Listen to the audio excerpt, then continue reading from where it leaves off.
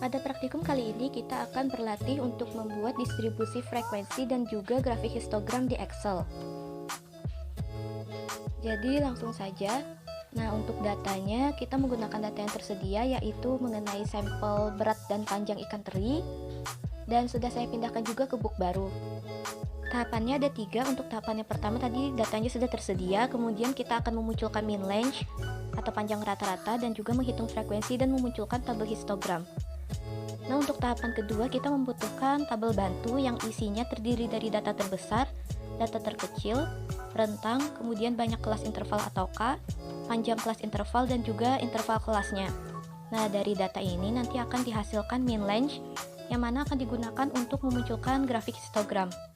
Dan kemudian sampel yang digunakan atau data yang akan diolah ada 2, yaitu data panjang dan juga berat.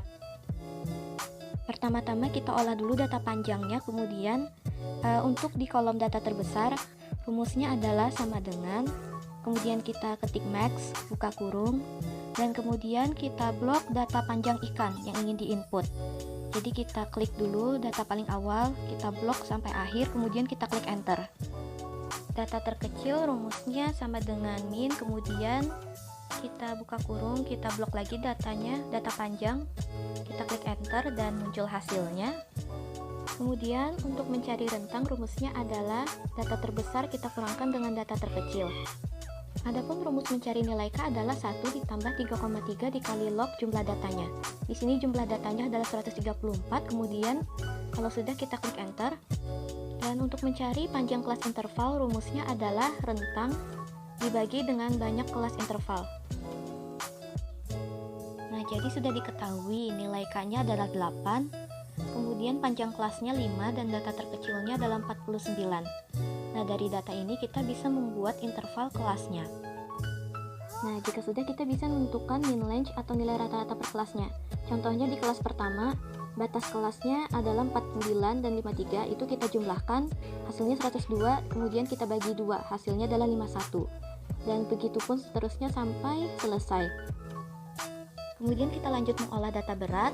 Untuk rumusnya sama, namun bedanya di sini data yang diinput adalah data berat ikan.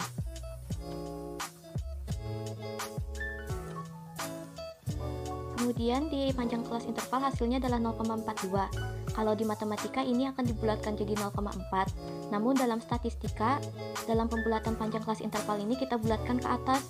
Jika sudah lebih dari 0,4 maka dibulatkan jadi 0,5. Nah, kemudian jika sudah kita bisa menentukan interval kelas dan juga mean length dari data berat ikan.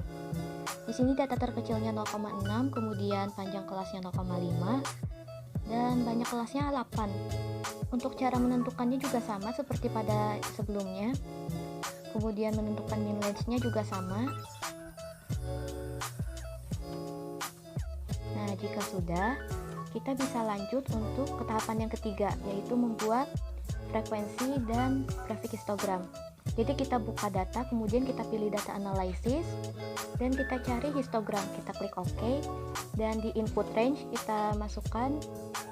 Yang pertama kita akan mengolah data panjang dulu.